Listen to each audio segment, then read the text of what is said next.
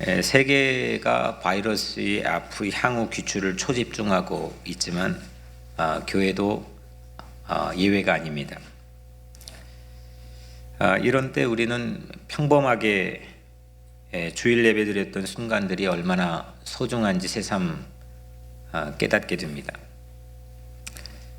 함께 밥 먹고 하하호하면서 웃고 대화하고 이런 일상이 얼마나 고마웠던 순간인지 우리는 특별하게 느끼게 되는 그런 때인 것 같습니다. 시편 42편에 보면은 사슴이 시냇물을 찾아서 자신의 갈증을 해결하기 위한 갈급함처럼 예배에 대한 갈급함을 우리 모두가 도리어 회복할 수 있는 그런 기회이기도 합니다. 주일 예배 하나만, 또 새벽 예배도 있지만 주일 예배 하나만 남겨 지키려고 하는 이 자리, 여기에 오늘 하나님의 긍휼하심이 오늘 여러분들 모두와 함께 있기를 간절히 축복합니다. 마스크 쓰고 예배드린 초유의 순간에 우리는 이 시간 함께 있습니다. 표정이 감추인 것처럼 보이지만 여기서 보니까 표정이 다 감추어진 것처럼 보이기도 하지만 어느 때보다도 하나님을 향한 표정들은 여러분들의 삶 안에서 회복되기를 축복합니다. 이 마스크는 나를 지키는 거이기도 하지만 상대를 지키는 거이기 때문에 오늘 제가 여러분들에게 우리 당회에서 부탁을 드린 겁니다. 마스크를 쓰고 찬양을 저도 오늘 일부 예배에서 해보니까 이 찬양이 도리어 허공에 날리지 않고 또 여러분들 우리 각자 볼에 느껴지는 순간들이 있을 것 같습니다.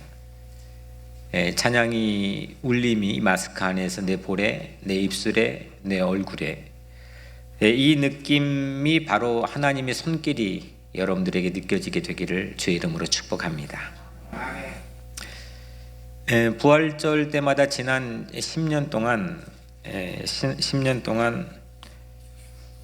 제가 그 해마다 반복해서 여러분들에게 그 소개했던 설교 전에 설교를 시작하며 소개했던 이야기인데 기독교의 처음 교회들, 이거 초대교회라고 부르는데 박해를 받았습니다. 그 박해를 피해서 공동묘지로 들어갔습니다. 터키에는 지금도 그 공동묘지의 유산들이 그대로 남아 있습니다. 그 공동묘지의 이름이 카타콤이었습니다. 거기에서 예배를 드렸고 학교, 병원, 우물 이런 것들을 만들어서 250년 동안 그 지하에서 생활을 했습니다. 교회는 공동묘지를 생명의 잉태되는 자리에 있는 교회로 변화시켰습니다. 우리는 그런 저력을 우리 유산 가운데 가지고 있죠.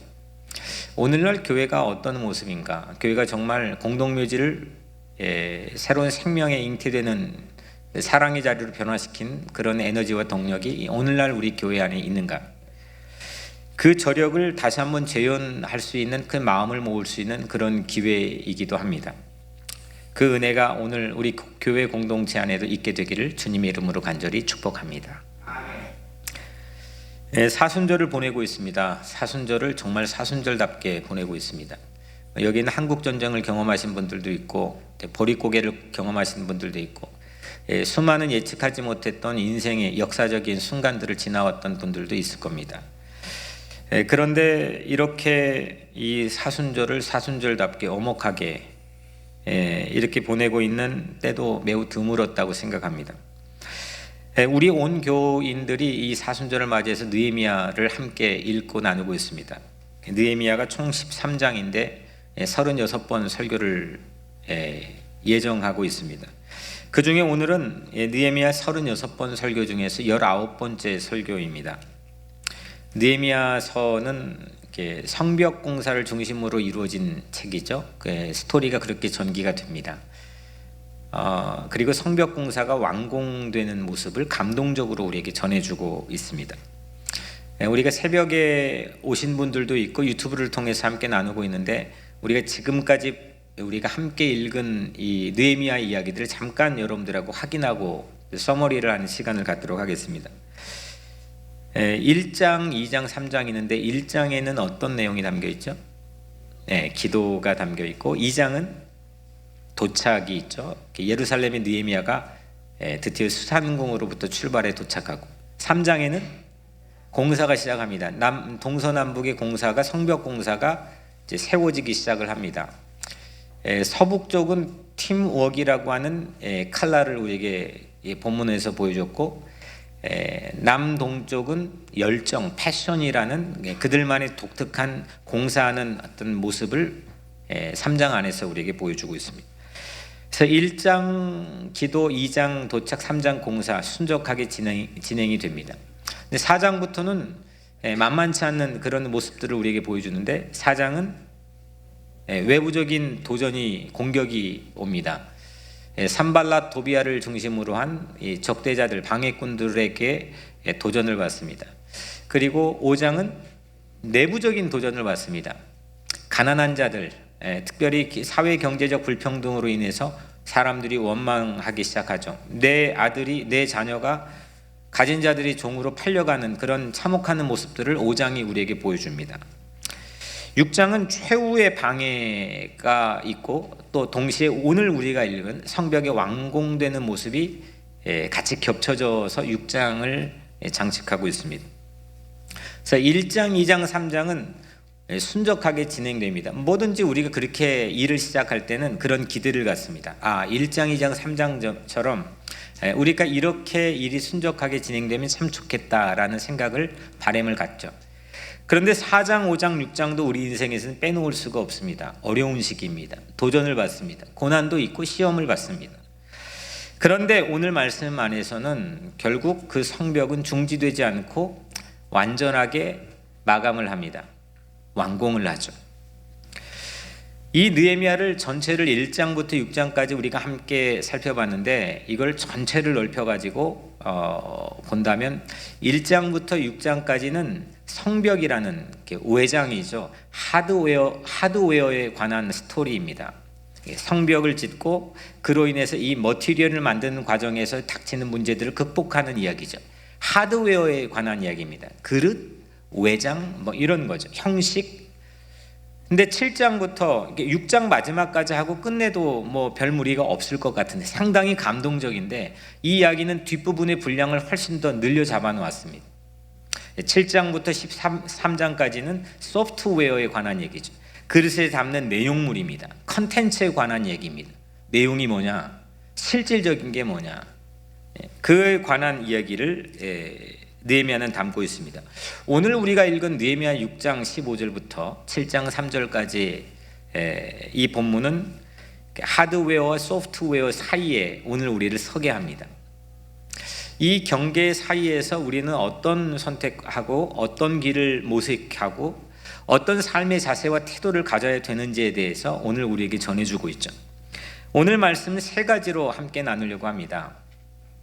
대지를 세 가지로 나누려고 하는데, 첫 번째는 고난에는 끝이 있다는 겁니다. 끝이 있다는 겁니다. 뭔가 일을 시작할 때 여러분들은 어떻습니까? 저 같은 경우는 설렘이 있습니다. 그 설렘과 함께 긴장도 있습니다. 텐션이 있죠. 텐션의 주된 이유는 이 일이 잘 될까? 완주할 수 있을까? 끝까지 갈 수 있을까? 느헤미야의 성벽 공사도 그랬습니다. 페르시아 수상궁의 한 사람으로 시작한 레이스입니다.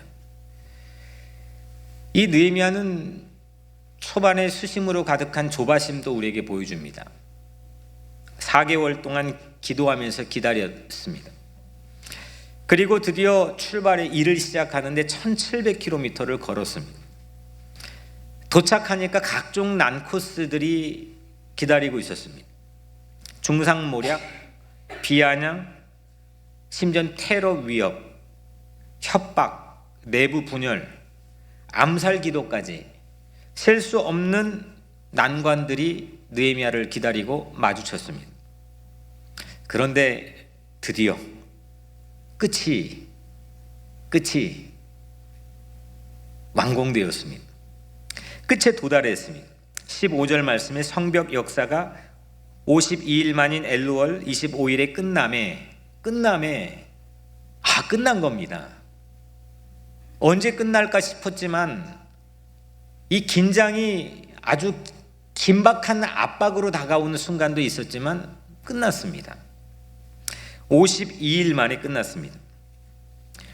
무너졌고 불탔던 성벽이 중간에 절반 올라가고 모든 성벽이 이어졌고, 세 번째로는 허물어진 틈 사이가 전부 다 메워졌습니다. 그럼에도 불구하고 쉴 새 없이 도전해왔던 그런 상황에서 적대자들이 사력을 다해서 방해했는데도 불구하고 결국 52일 만에 완공되었습니다. 쾌거입니다. 오늘 설교 제목이 다시 52입니다. 이 52의 오늘날 우리가 살아가고 있는 이 세상에서의 52의 의미가 뭐냐? 이게 오늘 설교의 질문입니다. 나는 몸이 아픈데 과연 나을 수 있을까? 자금 압박이 경제적으로 언젠가는 풀어지고 나에게도 해뜰 날이 올 수 있을까? 지금 하고 있는 공부가 맞춰질 수 있을까? 우리 교우 가운데 항암을 하고 있는 중인 성도가 있는데 6번 항암을 하는데 4번 맞췄습니다. 때마다 이게 나에겐 잘 맞춰질 수 있을까? 살 수 있을까? 바이러스가 잘 끝날 수 있을까? 언제 끝날까? 이 끝에 대한 의구심이 1에서 50일까지 진행되는 동안 끊임없이 우리의 마음속에 긴장감을 불러일으킵니다. 52, 이 의미는 과연 오늘날 우리에게는 어떤 의미일까요? 52는 현재 우리 각자의 삶을 해석해주는 마스터 키와 같습니다. 23이 이를테면 23이 있다고 칩시다. 52까지 가는데 23이 있는데 23에서 뜻하지 않게 어려운, 예상치 않게 고난을 마주쳤습니다. 그 어려움도 52를 갖다가 대입하면, 이 끝을 대입하면 23이 전혀 새롭게 해석이 될 수가 있습니다. 그리고 24로 넘어갈 새로운 예기치 않는 힘을 또 얻게 됩니다. 이것이 52가 우리에게 제공해주는 선물인 줄로 믿습니다. 끝이 있다는 거죠. 로마서 8장 18절, 현재의 고난은 장차 우리에게 나타날 영광과 비교할 수 없도다. 현재의 고난을 어떻게 해석할 수 있습니까? 그냥 내 천성으로, 내 기질로, 나의 지식으로, 나의 구력으로, 내 가지고 있는 뭔가의 어떤 잠재력으로 현재를 어떻게 해석할 수 있습니까? 장차 나타날 영광과 좋게 비교할 수 없는 그 52라고 하는, 언젠간 나에게 영광이 온다는 the end, 끝이라고 하는 그 52로 오늘 우리 각자의 삶에 있는 현재 고난을 해석할 수가 있다는 겁니다. 52는 24를 25로 넘어가게 만들고 25를 26으로 이어주게 만드는 우리에게 암호와 같은 그런 영적인 선물인 줄로 믿습니다. 예수님도 끝을 본 소감을 우리에게 밝혀줍니다. 예수님이 십자가에 못 박혀 돌아가시는데 6시간 고난을 받으셨죠. 마지막 순간에 예수님이 7마디를 그 십자가상에서 우리에게 남겨주셨는데, 마지막 우리에게 남겨주신 마디가 뭡니까? 요한복음 19장에 다 이루었도다 했습니다. 다 이루었도다. 십자가 위에서 6시간 고난을 받으시고 사역을 다 이루었다, 마쳤다, 끝냈다, 이제 됐다, 이런 말씀을 우리에게 남겨주셨습니다. 십자가 올라가시기 직전 겟세마네 동산에서 자칫 중단될 고비를 딛고 끝을 예수님은 우리에게 보여주셨습니다. 그리고 고백해 주셨습니다. 하나님 아버지도 완공의 모델을 우리에게 보여주시죠. 창세기 2장 1절에서 2절 말씀에 천지와 만물이 다 이루어지니라, 다 이루어지니라. 하나님이 그가 하시던 일을 7째 날에 마치시니, 마쳤습니다. 하나님도 일을 시작했으면 마쳤습니다. 다 이루셨습니다. 하나님의 천지 만물 공정기간은 며칠이었죠? 6일 동안이었습니다. 공교롭게도 예수님도 6시간, 하나님도 6일, 이 6일한 애쓰는 시간을 넘기지 않았습니다. 데드라인이 있다는 거죠. 끝이 있다는 겁니다. 6 이후엔 끝을 보고 하나님도 안식하셨습니다. 그리고 예수님도 무덤에 들어가서 부활을 기다리셨습니다. 어느 순간에 끝이 있는 사이클을 우리에게 보여줍니다. 성경은 끊임없이 우리에게 끝이 있다, 마지막이 있다라고 하는 사이클을 우리에게 제공해 줍니다. 그것이 기독교인들이 오늘 해석하는 삶의 매우 중요한 마스터키, 암호입니다. 성경의 마지막에선 주님이 스스로를 끝이라고 밝힙니다.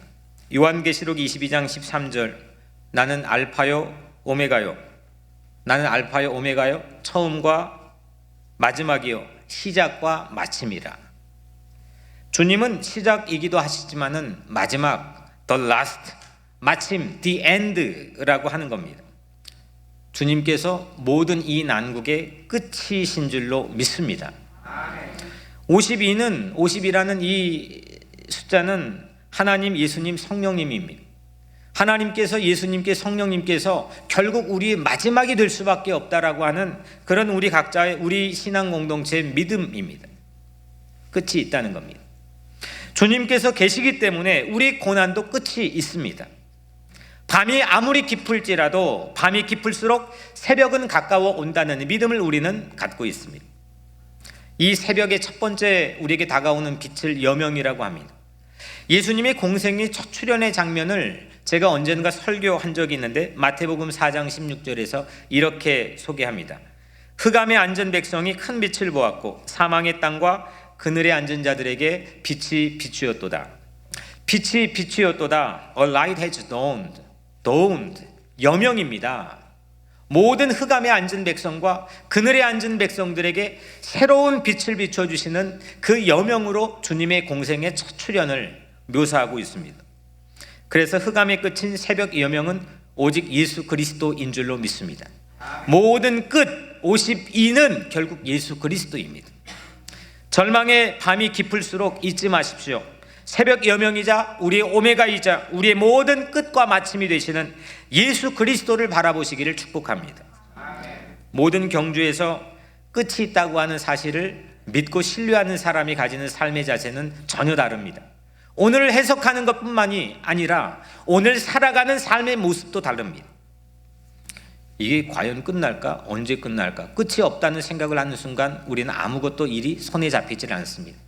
제가 대학교 다닐 때 목회 상담이라는 클래스를 들었는데 수업 시간에서 우울증의 단초에 대해서 설명을 해준 적이 있습니다. 우울증을 여러 가지로 설명할 수 있지만 단적으로 보면은 지금 막 내리고 있는 비가 내일 또 모레도 글피도 한 달 후에도 1년 후에도 평생 계속 온다는 생각을 하는 순간 우울증이 걸립니다. 그게 우울증이죠. 조증이라고 하는 거는 지금 내가 내리쬐고 있는 이 햇빛이 내일 또 모레도 1년 후에도 계속해서 이게 햇빛이 내리쬐다고 하는 착시현상을 일으키는 게 조증이 될 수가 있습니다. 그런데 우리 각자의 삶에서는 아무리 비가 올지라도 언젠가는 그칩니다. 끝이 있습니다. 아무리 우리에게 햇빛이 찔지라도 언젠가는 비가 올 때가 있습니다. 이것이 오늘 우리 각자에게 주신 하나님의 메시지입니다. 씨앗은 열매를 품고 있습니다. 그리고 우리의 모든 삶은 여러분들의 삶의 영혼에는 하나님께서 52라는 칩을 여러분들 영혼에 넣어주신 줄로 믿습니다. 이게 세상이 아무리 혼탁해도 성경에 주님께서 약속해 주셨듯이 종말의 때가 하나님이 우리에게 예수 그리스도를 다시 보내주실 때가 가까이 왔다. 나에게는 하나님이 이 모든 이 상황을 극복할 수 있는 하나의 중요한 마스터키인 끝이 있다. 그거는 우리의 거국적인 이 온 우주적인 끝도 있겠지만 오늘 우리 각자의 삶에서도 소소하게 디테일하게 주어져 있는 삶의 시험과 고난을 극복할 수 있고 그 끝에 도달할 수 있는 그 칩인 52라고 하는 새로운 영혼의 칩을 우리 각자의 모든 인생과 공동체에 하나님께서 넣어주신 줄로 믿습니다. 그걸 상실해버리면, 그걸 망각해버리면, 그거를 주머니에 넣어놨는데 그게 잊어버려져 버립니다. 끝이 없다고 생각해버리면 우리는 방종하게 되고 우리는 우리 각자의 삶에 다시 낙심을 딛고 희망을 이야기할 수 있는 어떤 삶의 근거도 잊어버리게 됩니다. 끝에 대한 거룩한 상상이 풍부할수록 그 끝에 대한 이 하나님이 주신 거룩한 상상이 풍부할수록 그 끝 지점에 대한 확신이 깊을수록 오늘 우리의 레이스에는 힘을 받게 마련입니다. 저는 오늘 개인적으로는 목사 안수를 받은 지 꼬박 20년이 되는 날입니다. 2000년 3월 15일에 전주 한 교회에서 목사 안수를 받았습니다. 목사로 사는 첫날이었습니다. 첫 번째 목사 가운을 입었습니다. 그 2명이 목사 안수를 받았는데 저보다 나이가 많았던 분은 축도를 하고 저는 앞에 나와서 감사 인사를 역할을 맡았습니다. 그 감사 인사를 12문장으로 준비를 했는데 한 달 동안 쓰고 지우고 외우고 기도하고 하면서 준비한 인사를 했습니다. 그때 했던 인사 중에 사도행전 20장 24절 말씀, 내가 달려갈 길과 주 예수께 받은 사명 곧 하나님의 은혜의 복음을 증언하는 일을 마치려 하면은 나의 생명조차 조금도 귀한 것으로 여기지 아니하노라. 내 생명을 조금도 귀한 것으로 여기지 않을 만큼 내 앞으로 달려갈 길에, 내가 52까지 가는 길에 중요한 사명의 가치를 발견했다고 한다면 그거는 매우 하나님께 축복을 받은 인생임을 저는 믿고 있습니다. 달려갈 길을 마치기 위해 생명을 아끼지 않겠다는 고백을 그날 함께 나누었습니다. 하지만 돌아보면 주님 앞에 한없이 부끄러움만 남습니다. 이게 내가 오늘 마지막이야, 내 인생의 마지막 순간이야. 20대 때도 수없이 되뇌었습니다. 물론 지금도 그런 생각을 아예 잊어버리지는 않았지만 부끄러움만이 주님 앞에 앞섭니다. 그리고 앞으로 저는 약 20년 목회가 남았습니다. 전반전이 끝나고 후반전이 시작되었습니다. 우리는 어떤 삶의 순간에 있을지라도 우리 각자에게 주어져 있는 52를 눈을 떼지 않고 바라봐야 될 줄로 믿습니다. 이 코로나 바이러스건 우리 각자에 주어져 있는 여러 가지 삶의 여파로 어려움이건, 우리가 몸이 아파 있건 내 삶의 중요한 삶의 숙제를 풀어가는 중이건, 하나님께서 우리에게 주신 52를 여러분들의 삶의 희망의 근거로 삼게 되기를 주님의 이름으로 간절히 축복합니다. 16절 말씀에 우리의 모든 대적과 주위에 있는 이방 족속들이 이를 듣고 다 두려워하여 크게 낙담하였으니 그들이 우리 하나님께서 이 역사를 이루신 것을 알미니라. 아멘. 초지일관 이 느헤미야 주변의 대적자들은 한 가지의 목적, 느헤미야를 두렵게 하려고 했습니다. 느헤미야를 불안하게 하려고 했습니다. 하지만 끝에는 그들이 두려워했다는 겁니다. 느헤미야의 1에서 51까지의 과정에서 무시되었던, 적대자들에 의해 무시되었던, 야 네가 뭐 하나님과 함께 있니? 네가 뭐 하나님과 동행하니? 하나님의 역사가 너를 통해서 무엇이 나타나니? 이렇게 무시되었던 하나님의 역사를 이 50이라고 하는 이 찰나의 정점에서 느헤미야는 주변의 사람들에게 보여주죠. 그들이 우리 하나님께서 이 역사를 이루신 것을 알미니라. 오늘 우리의 지성으로는, 우리의 모든 능력으로는 오늘 우리 각자의 삶을 전부 다 해석하고 알고 이해할 길이 없을 때도 있지만, 하지만 우리는 52에 하나님의 역사, 하나님의 영광을 우리 삶을 통해 세상에 또 우리 이웃과 모두 이외에 나타나게 되는 소망이 여러분들의 삶에 있게 되기를 간절히 축복합니다. 첫 번째는 고난에는 끝이 있다.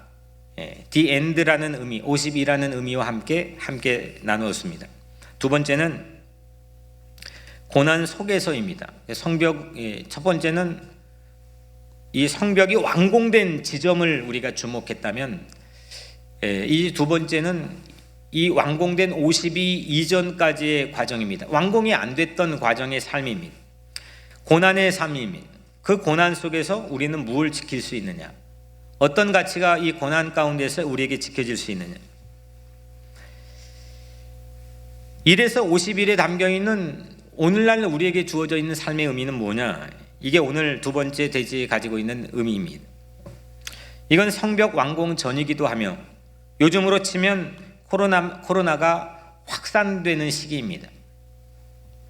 52일 전에 매일매일은 말 그대로 도전의 연속입니다. 느헤미야의 호적수였던 도비아의 인맥을 오늘 말씀 안에서 우리에게 소상하게 소개하고 있습니다. 17절에 또한 그때에 유다의 귀족들이 여러 번 도비아에게 편지하였고 도비아의 편지도 그들에게 이르렀으니, 이 유다의 귀족들이 나오는데 이 유다의 귀족들은 성벽 공사를 하는 느헤미야를 도왔던 인물입니다. 4장 19절에 내가 귀족들과 민장들과 남은 백성에게 이르기를 이 공사는, 그러니까 이 귀족들, 유다의 귀족들은 느헤미야와 함께 성벽 공사를 시작했던 때에 함께 참여했고 그 현장에 있던 사람입니다. 근데 그 사람과 도비아가 편지를 주고받습니다. 밀접하게 내통을 합니다. 느헤미야 측근이었는데 그럼에도 불구하고 그 측근과 긴밀하게 편지를 주고받았습니다. 약간 아리송한 순간입니다. 18절에 보니까 도비아는 아라의 아들 스가냐의 사위가 되었고 도비아의 아들 여호하난도 베레가의 아들 무술람의 딸을 아내로 맞이하였으므로 유다에서 그와 동맹한 자가 많음이라. 이 특세 이거 설교 준비할 때도 수십 번 읽었는데도 불구하고 그냥 지나치고 했습니다. 근데 어느 순간 여기 무술람이라고 하는 인물을 주목하게 되었습니다. 무술람이라고 하는 사람은 3장의 성벽 공사하는 장면에서 두 차례나 아주 깊이 결정적으로 그 성벽 공사에 참여하여 헌신했던 중차대한 인물이었습니다. 성벽 공사에 헌신했던 인물입니다. 3장 4절 베레가의 아들 무술람이 중수하였고 3장 30절 베레가의 아들 무술람이 자기의 방과 마주대한 부분을 중수하였고, 그런데 희한하게도 오늘 18절 말씀에는 적대자 도비아는 느헤미야와 성벽을 함께 공사했던 무술람과 사돈을 맺습니다. 상당히 이게 인맥이 복잡해져 버렸습니다. 지금 느헤미야와 함께 공사했던 사람인데 이 공사했던 사람과 막역한 사이가 도비아와의 사이에 되어진 걸 우리에게 보여주고 있습니다. 그뿐이 아닙니다. 13장 우리가 지금 읽지는 않았지만 13장 4절에 보면 하나님의 전에 방을 맡은 제사장 엘리야십이 도비아와 연락이 있었으므로, 제사장 엘리야십과 도비아가 막역하다는 거죠. 서로 연락을 주고받는 그런 관계를 성경이 보여줍니다. 그런데 이 대제사장 엘리야십은 성벽 공사가 3장에 있다 그랬죠. 그 3장에 처음 문을 여는데 그 1절에 보면은 그때 대제사장 엘리야십이 그의 형제 제사장들과 함께 일어나 양문을 건축하여 성별하고, 이 엘리야십 대제사장은 성벽 공사를 여는데 처음 등장하고 소개할 수밖에 없는, 성벽 공사에는 아주 느헤미야와 함께 동역을 중차대하게 했던 그런 인물입니다. 동역자입니다. 동지입니다. 그런데 이 도비아는 느헤미야의 동역자들인 유다의 귀족들 무술람 그리고 제사장 엘리야십과 인맥을 만들었습니다. 대체 도비아의 인맥이 느헤미야의 주변 어디까지 마술을 뻗쳤는지 잘 가늠이 되지 않을 지경입니다. 이걸 저는 변형 돌연변이 바이러스로 보았습니다. 이 코로나라고 하는 바이러스는 7종인가 6종 이 감기 바이러스가 있는데 그 중에서도 가장 온순하고 가장 착하고 가장 별 볼 일 없고 그냥 스쳐 지나가는 게 코로나 바이러스입니다. 근데 이게 변형을 일으켰습니다. 이게 전혀 뜻하지 않게 어떤 전문가들도 잡을 수 없는 상황이 변형을 일으켰습니다. 변형을 일으켰더니 지금 모두가 공포에 휩싸여 있습니다.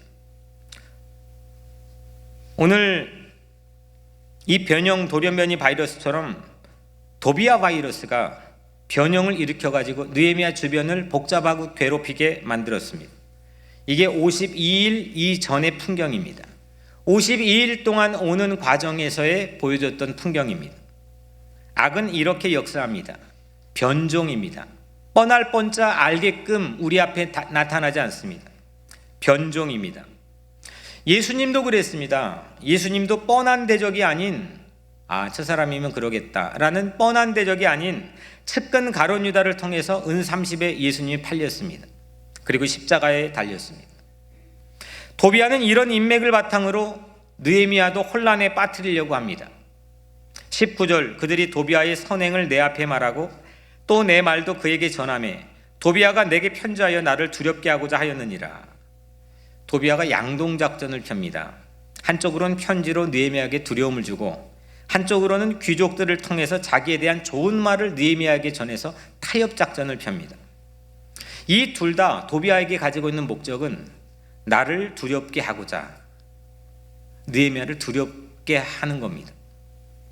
이 도비아 인맥 바이러스, 이 도비아 이 변종의 인맥 바이러스는 불안, 공포를 주는 게 목적이었습니다. 사람을 쫄리게 만드는 겁니다. 겁을 먹게 만들고 불안하게 만드는 겁니다. 하던 일을 중지하게 만들고 아무것도 아니게 만들어버리는 겁니다. 이게 도비아 인맥 변종 바이러스가 가지고 있는 주된 목적이었습니다. 느헤미야는 낙담할 수도 있었습니다. 그리고 타협할 수도 있었습니다. 이 둘 중에 하나를 선택할 수밖에 없는 상황이었습니다. 이것이 도비아 바이러스가 노리는 실수였고 목적이었습니다. 그런데 느헤미야가 둘 중 어떤 선택을 하든지, 타협을 하든지 낙심을 하든지 자기 자신의 순수성을 잃어버릴 수밖에 없습니다. 복잡하게 얽힌 인맥 그물을 의지해서 난 너무 지친다, 나는 이제 할 수가 없겠다, 이렇게 해서 그 사람들과 타협을 할지라도, 아니면 나 이제 도저히 못하겠다, 나 손 놓고 난 다시 수상군으로 갈 테야, 그렇게 낙심할지라도 이 느헤미야는 그 도비아 변형 바이러스 앞에서 순수함을 잃어버리게 됩니다. 인맥, 네트워크는 요긴할 때가 있습니다. 좋은 만남은 하나님께서 일하시는 방법이고 하나님께서 우리에게 주신 선물이기도 합니다. 하지만 우리에게 닥친 고난과 시험을 인맥에만 의지해 해결하려고 하면 우리는 순수함을 잃어버릴 수 있습니다. 예수님은 가룟 유다의 속마음을 일전에 미리 아셨습니다. 그런데 타협하지 않았습니다. 그 전에 그 발을 닦아줬습니다. 그리고 십자가의 길을 걸었습니다. 느헤미야도 도비아의 협상 제안을 단호하게 거절합니다. 순수하게 청아하게 신앙을 지켰습니다. 1에서 50일까지 진행되는 과정 속에서 우리는 순수를 지키기를 주의 이름으로 축복합니다. 욥기 23장 10절 말씀에 나의 가는 길을 오직 그가 아시나니 그가 나를 단련하신 후에는 내가 정금같이 나오리라. 아멘. 정금은 뭡니까? 모든 불순물을 최대한 제거한 금을 정금이라고 부릅니다. 순금이죠. 우리 각자 가지고 있는 이 고난 속에서 가지고 있는 의미가 뭐냐? 오늘 우리가 이 살아가는 오늘 이 1에서 51까지 가는 이 삶의 의미는 뭐냐? 우리를 단련하여 정금, 순수를 지키며 순금으로 나오게 하시려는 하나님의 귀한 뜻이 있다는 이 사실을 우리 각자가 잊지 말기를 주의 이름으로 간절히 축복합니다. 첫 번째는 고난은 끝이 있다는 거죠. 52의 정점에서 얘기했습니다. 두 번째는 고난 이 속에서의 이야기입니다. 1에서 51까지의 상황입니다. 이게 의미가 뭐냐는 겁니다. 이 의미는 우리 각자의 삶에서 순수를 지키는 정금같이 단련되어져 나오는 그런 의미가 우리 각자의 삶에 있는 거죠. 마지막입니다. 이제 고난이 해결된 후입니다. 오늘 말씀 안에는 고난이 해결되는 그 50이라는 정점도 보여주지만 그 직후의 모습도 살짝 우리에게 얼굴을 보여줍니다. 고난이 해결된 후 우리는 무엇을 할까요? 이 모든 상황이 종식된 후에는 어떤 상황들이 우리에게 닥쳐올까요? 우리는 뭘 할 수 있을까요? 고난이 해결되면 여파라는 게 있습니다. 이건 좋은 여파도 있고 나쁜 여파도 있습니다. 반드시 그 여파가 있습니다. 시험을 이겼습니다. 7장 1절에 성벽이 건축됨에 문짝을 달고 문지기와 노래하는 자들과 레위 사람들을 세운 후에 성벽 공사가 성공리에 잘 끝냈습니다. 잘 맞춰졌습니다. 정말 잘 될까? 이 생각이 언제였을까 싶을 정도로 완전히 잘 맞춰졌습니다. 이러면 승승장구한 겁니다. 충분히 우쭐댈 만합니다. 2절에 내 아우 하나니와 영문에 관한 하나냐가 함께 예루살렘을 다스리게 하였는데 하나냐는 충성스러운 사람이요 하나님을 경외함이 무리 중에 뛰어난 자라. 고난이 지나면 충성스러운 동역자들이 드러나게 됩니다.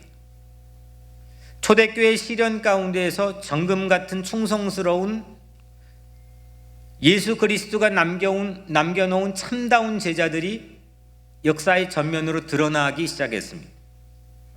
평상시에는 구별되고 분별되지 않았던 그냥 무리 중에 속해 있던 사람인데 동역자들이 전면에 서기 시작합니다. 하나님의 경외함에 뛰어난 사람이 선두로 뛰쳐나옵니다. 마라톤을 하면 처음에는 다 무더기로 같이 달립니다. 어느 정도가 되면은 사람들이 처지고 떨어지기 시작합니다. 선두 그룹을 고작 몇 명만 형성해서 마지막 파이널을 장식합니다. 고난이라고 하는 게 해결된 직후에도 우리에게 주고 있는 중요한 여파는 이런 사람들을, 충성스러운 사람, 하나님을 경외하는 사람을 드러내고 전면에 세우게 된다는 겁니다. 두 사람이 오늘 전면에 섭니다. 도드라집니다. 하나니와 하나냐입니다. 고난 후에 전면에 선 사람입니다. 52 이후에 53, 54의 역할이었습니다. 고난이 주는 선물입니다. 뜻하지 않은, 예기치 않은 선물입니다. 이때 느헤미야가 충분히 우쭐댈 만했습니다. 140년 동안 수건이었던 무너진 성벽을 세웠는데 거기 독식하지 않을 사람이 있겠습니까? 이거 어떻게 해서 한 일인데, 무엇 포기하고 와서 한 일인데. 그런데 그는 독식하지 않았습니다. 독점하지 않았습니다. 그 결과의 앞에서 우쭐하지 않았습니다. 다만 묵묵히 다음 할 일을 할 뿐이었습니다. 이 부분이 저는 느헤미야에게 상당히 멋있는 부분입니다. 어느 순간 우리 각자의 삶에도, 특별히 저도 어느 순간 하나님 맡겨주신 사명을 감당했을 때 우쭐하지 않고 다음 할 일을 묵묵히 하며 무언가의 전면에 서는 사람들을 세워줄 수 있는 그런 삶을 살고 싶은 열망이 제 마음속에 있습니다. 이것이 52 이후에 보여줬던 느헤미야의 모습입니다. 하나냐에게 예루살렘 관리를 맡기죠. 고린도전서 10장 12절, 선줄로 생각하는 자여 넘어질까 조심하라. 고난 해결 직후가 훨씬 더 중요합니다.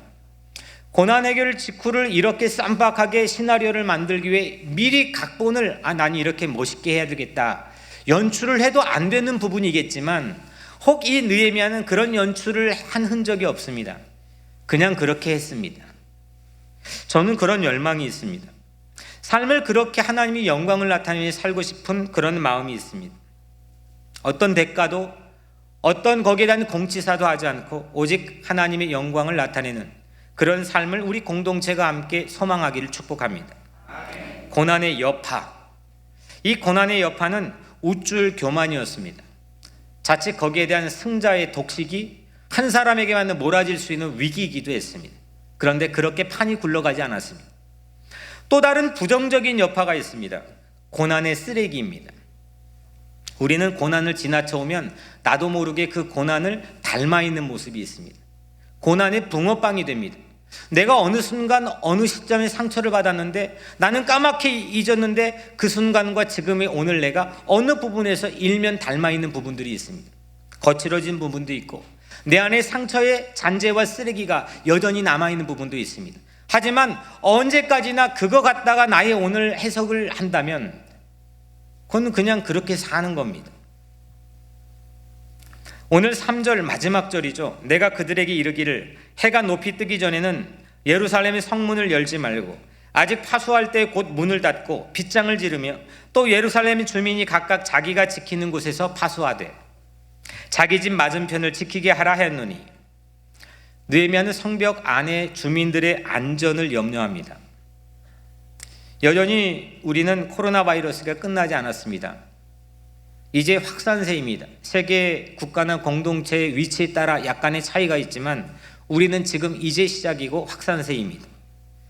근데 오늘 본문에 보면 해 뜨기 전에는 문을 열지 말라고 했습니다. 영어 성경에 until the sun is hot, 태양이 핫하기 이전에 핫하기까지 문을 열지 말라는 겁니다. 코로나는 전문가들의 식견에 의하면 섭씨 26도, 27도면 소멸될 수 있는 가능성이 매우 많다고 생각해 사람들은 여름이 오기를 기다립니다. 그런데 뜨거운 나라 중에 하나인 싱가포르처럼 뜨거운 나라에서도 감염되는 사례들이 있습니다. 실내 에어컨에 있는 에어리어에서 이게 감염되었다는 그런 보고들도 있습니다. 하지만 우리도 온도가 오르기 전에는, 어떤 지점일지 모르지만 온도가 어느 정도 핫하기 이전에는 우리도 대응해야 됩니다. 질서 있게 대응해야 되고 사회와 보조를 맞춰야 됩니다. 그래서 마스크도 쓰고 모임도 중지했습니다.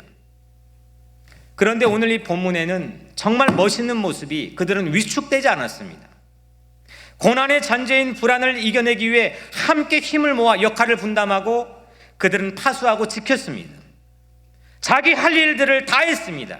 문을 닫고 빗장을 쳤습니다. 52 이후에 자칫 불안증후군, 고난의 잔재의 여파가 전혀 이들에게는 보이지 않습니다. 우리는 누구나, 저를 포함해 우리 모두가 어느 순간에 우리가 지나왔던 심한 소용돌이의 이 고난의 여파가 우리 몸에 다 있습니다. 연결되어 있는 부분이 있습니다. 하지만 그런 삶은 우리 각자에게 매우, 우리 삶을 어렵게 오늘을 해석하게 할 뿐만 아니라 우리를 매우 혼란에 빠뜨립니다. 성벽을 세우는 일도 중요하지만 성벽을 지키는 일은 더욱 중요합니다. 교회를 세우는 일도 중요하지만 교회를 지키는 일 못지않게 더 중요합니다. 신앙을 세우는 일도 중요하지만 신앙을 지키는 일 매우 중요한 가치입니다. 세상이 이러니 교회가 문을 닫을 수도 있습니다. 얼마든지 닫을 수 있다고 생각합니다. 그런데 한 가지 저는 이 시점에서 생각해 봐야 될 문제가 있다고 생각합니다. 세상이 교회 보고 쉽게 셧다운하라고 다그칩니다. 특별히 한국에서는 교회가 전염의 주요 근거지가 되고 있다는 상식적인 이야기들이 사회에 퍼져 있습니다. 본래 세상이 다 문 닫아도 이렇게 말해야 되는 거 아니겠습니까? 모든 거 셧다운하고 클로즈해도 교회만은 문 닫지 말아달라, 몇 명이라도 남아서 우리 위해 기도해달라, 그렇게 부탁해야 되는 거 아니겠습니까? 어디 있으나 사실 똑같이 위험에 노출된 건데, 우리가 문 닫아도, 우리가 어려워도, 우리가 죽게 생겼어도 너희들은 사생결단하고 우리를 위해 기도해달라, 그런 얘기 들어야 되는 거 아니겠습니까? 물론 신천지를 통해서 이 어려움이 확산된 원인이 규명되기도 했지만 그 밖에 모든 교회들은 이런 이야기 들어야 되는 지점이지 않았습니까? 만약에 가정해 본다면 그러한 가정 안에서 그럴 때 우리는 마지못해 기도는 할 테니 공공이익을 위해 우리도 어쩔 수 없어 하며 서로 울면서 문 닫아야 하는 그런 상상을 우리는 해봅니다. 그동안 교회가 사회의 희망이 되었는지, 사회의 빛이 되었는지, 사회의 대안이 되었는지, 사회의 비빌 언덕이 되었는지 거울처럼 들여다봐야 되는 냉혹한 시기가 훨씬 더 중요한 의미라고 생각합니다. 아멘. 이런 이야기를 한국의 언론이든 주변의 언론이든 들어보지를 못했습니다. 오늘 우리 각자의 교회가 가지고 있어야 되는 새로운 영적인 해석은 무엇냐? 이게 폐쇄를 하느냐, 클로즈 하느냐, 이게 우리에게 주된 방향이냐? 오늘 우리는 반면교사로 삼고 거울로 삼아야 될 매우 중요한 시기를 보내고 있습니다. 주민들, 오늘 본문 안에 주민들도 자발적으로 각각 자기 맡은 곳에 가서 파수하고 지킵니다. 무엇보다 자기 집 맞은편을 지키라고 했습니다. 눈에 보이지 않는 바이러스도 내 주변부터 잘 지켜야 됩니다. 세심한 역할 분담입니다. 그들은 오합지졸처럼 흩어지지 않았습니다. 희망을 잃어버리지 않았습니다. 여전히 그들에게는 불안, 안보를 위협하는 불안이 상시적으로 성벽 바깥에 존재했습니다. 1회부터 50일까지 지나오면서 그들은 산발락과 도비아가 마음의 한으로 사무쳤을지도 모릅니다. 그들은 이 50일까지 오는 과정의 고난이 그들의 삶 속에 닮아있는 모습으로 여전히 고난의 쓰레기와 잔재로 남아있을 가능성도 있습니다. 이걸 벗어버리지 못하는 그런 더 큰 긴박한 위기에 놓여 있을 수도 있습니다. 그런데 그들은 오합지졸로 흩어지지 않았습니다. 똘똘 하나로 뭉쳤습니다. 이 고난이 해결된 직후에 그들은 자기의 할 일을 찾아 했습니다. 완공된 후에도 할 일을 멈추지 않았습니다. 7장의 다음 장에 보면 인구조사를 했습니다. 세대통합과 가족도시라는 새로운 컨텐츠를 시행했습니다. 8장엔 성경을 온 백성이 함께 모여 수문앞 광장에 읽으면서 영적인 새로운 부흥을 일으켰습니다. 사랑하는 성도 여러분, 혹시 여러분들에겐 고난이 있습니까? 이 바이러스라는 공동체적인 고난 말고라도 여러분들의 개인의 고난은 무엇입니까?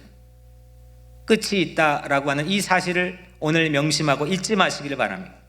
우리 오메가요 마침이요 끝이 되어주시는 예수 그리스도, 끝을 약속하여 우리에게 모든 것을 내가 너희에게 허락한 걸 다 이룰 때까지 내가 너희를 떠나지 아니하리라고 말씀하셨던 그 주님의 약속을 믿고 의지하시기를 바랍니다. 52가 우리에게 희망의 근거입니다. 오늘 삶을 해석할 수 있는 중요한 암호입니다. 주님께서 52가 되어주십니다. 다시 52, 어게인 52, 세상에 다시 이 땅의 주님의 끝이 우리에게 약속해 주셨다는 이 놀라운 사실 복음을 우리는 외쳐야 될 때입니다. 고난 속에서도, 고난 가운데서도, 고난 한복판에도 우리는 순수를 지켜야 됩니다. 1에서 50일에 예비된 선물은 정금처럼 순수하게 단련된 우리 각자의 삶입니다. 고난이 끝나도, 고난이 해결돼도, 문제가 해결돼도 선줄로 생각하여 우쭐한 교만에 멈춰 있지 않고 우리의 할 일을 묵묵히 겸손하게 하는 우리의 성숙한 신앙이 되기를 주님의 이름으로 간절히 축복합니다. 52 이후에 53이 있습니다. 고난으로 거칠어지지 않고 내가 고난과 붕어빵이 되지 않고 모든 이 얽매여 있는 쓰레기부터 우리가 탈피하고 자유하여 고난으로 우쭐하지 않는 54, 55가 오늘 이 시기를 지나 우리 가운데 튀어나오게 될 줄로 믿습니다. 우리 각자의 삶에서도 다시 52, 어게인 52, 사망의 음침한 골짜기 다닐지라도 여명이 되어주신 주님께서 우리에게 다시 52를 약속하였사오니 우리 삶에 하나님의 놀라운 은혜와 축복이 여러분들의 모든 삶에 있게 되기를 주님의 이름으로 간절히 축복합니다. 기도하겠습니다.